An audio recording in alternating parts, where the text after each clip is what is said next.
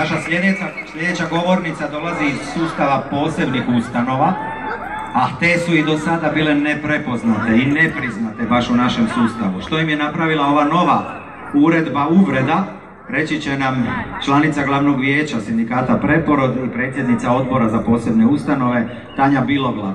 Tanja, izvoli.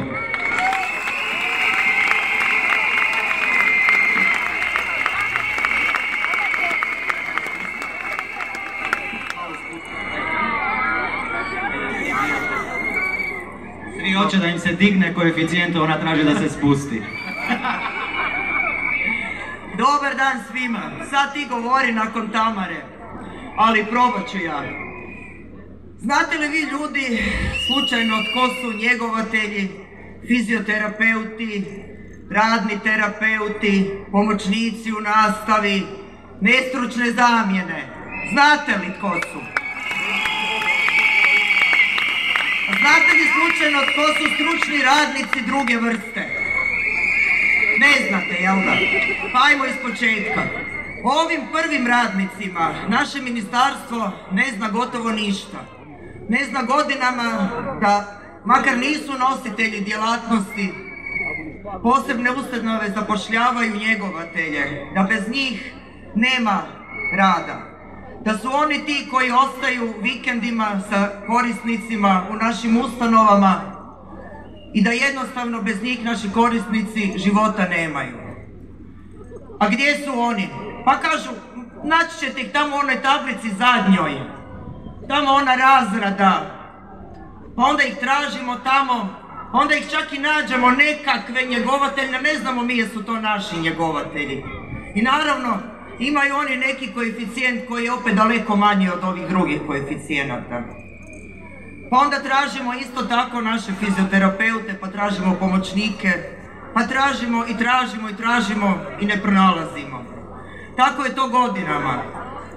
Mi želimo ministra koji će se konačno isto tako spustiti u bilo koju posebnu ustanovu, koji će doći vikendom i vidjeti kako se živi i radi u posebnoj ustanovi i vidjeti koliko su ti ljudi svi umorni i za koje novce rade.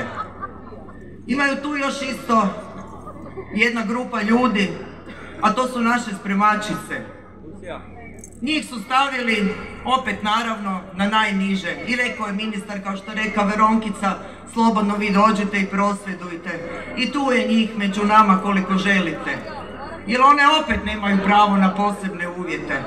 Jer one kao čiste valjda samo kancelarije. A one po cijeli dan čiste sve moguće izlučevine i znate šta kažu na kraju? Pa kaj onda? Pa to nam je posao.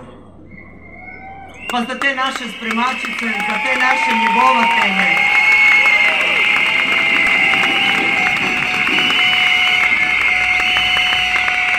Imamo mi i naše vozače, pa im piše da su dostavljači, dostavljači, valjda dostavljaju tu djecu.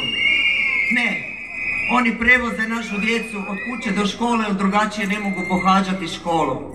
Jer ustavno pravo svakoga djeteta je pravo na školovanje.